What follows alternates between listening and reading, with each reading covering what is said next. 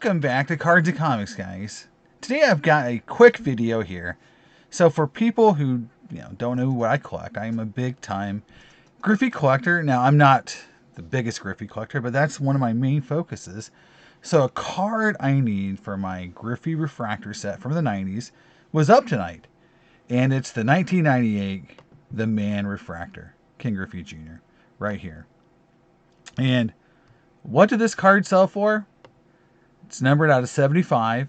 It's sold for the highest amount that's ever been sold. This card sold tonight for almost $19,000, guys. And of course, with the juice, taxes and everything, it's going to be expensive. So this guy paid a lot of money for this card.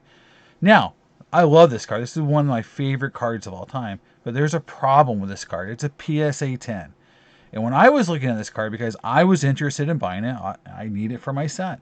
It's one of the 20 cards I need for my Griffey refractor set from the 90s. Out of 124 cards, I need like 20. And this is one of them. But the problem with this card was, when I started looking at it, was this. You look at the back. Let's see if I can get to zoom in here. And right here on the edge, about a half inch in length, or sorry, an inch in length, is a line, a chipping. And maybe we can see it easier in this photo. But the thing right here. Look at that. That's not good. That is a line on the card. That is not all the way to the edge of the card. So most likely this happened during production. That, either something was misaligned or got scratched during pack out.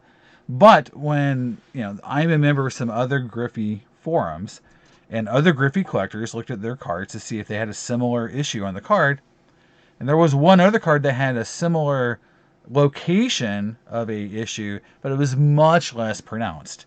It's just, looked like it was almost just a little bit from a cutting issue. The knife was a little dull, and it took a little bit out of the card around that edge.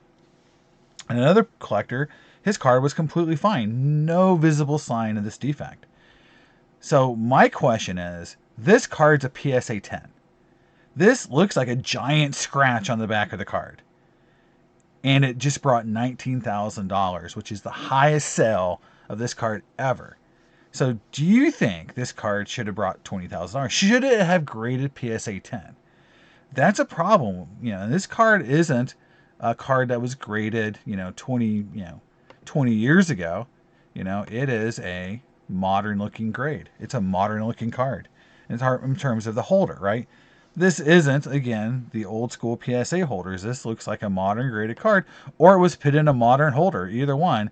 But that back does not look like a PSA 10. I don't care if it was there during pack out. Defects like this should count against the grade. This should not have graded a PSA 10. That's my take. Let me know your take. But again, this card just broke all records for this 98 Man refractor. It's gotten a lot of hype. This card has turned into a holy grail for a lot of Griffey collectors in the 90s. So let me know what you guys think. Should this card graded a 10? Should it have been a 9 or an 8? And how much would that affected the value? Because I do know there are many Griffey collectors that just collect 10s. That they were, I think there's 4 or 5 10s of this card in total existence.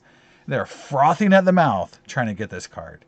And to me, this defect would have made me very nervous about buying a PSA 10 with a back that looks like this. So let me know in the comments what you think.